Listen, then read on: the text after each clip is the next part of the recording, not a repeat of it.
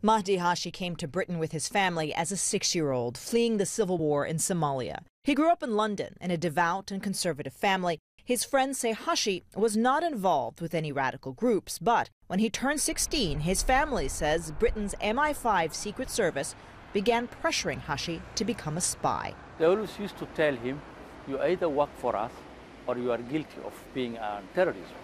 Hashi filed an official complaint, but the family says it persisted. His father, on return from the Hajj pilgrimage in 2011, says he was stopped at the airport by 2 people he says identified themselves as MI5. And I told them, listen, I'm on your side as a father.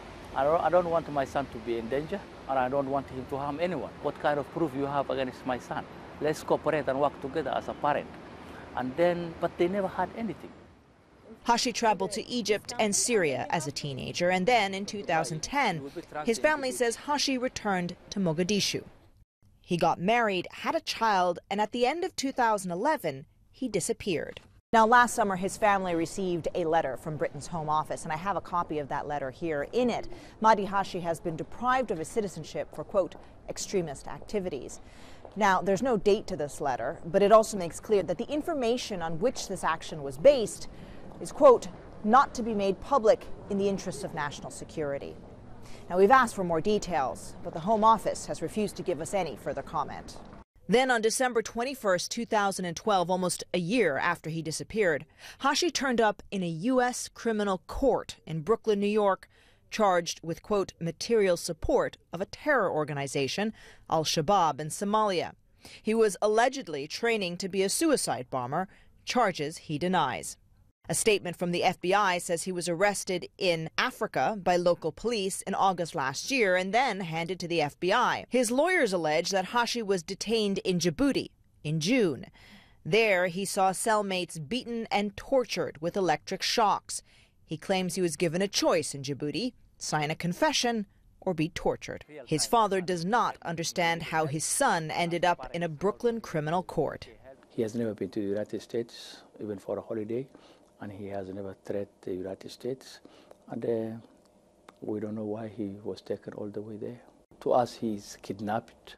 His U.S. lawyer says Hashi's case is an example of a disturbing new trend: new and improved rendition. They still take people from foreign countries, bring them into the United States, and they're going to try him here. In my mind, that has long-term ramifications that, if carried out to their logical end, would mean that 20,000 people in Somalia are now eligible to be brought to the United States and tried in a United States court. Because he is no longer considered a British citizen, Hashi has received no help from the British government. His mother says it has changed the way she thinks of her adopted homeland. When we came this country, was the asylum seeker. They say to us they're welcome, but they're welcome now to be hunting for our kids, for our brothers, sisters, fathers, the whole community. It's not only my son.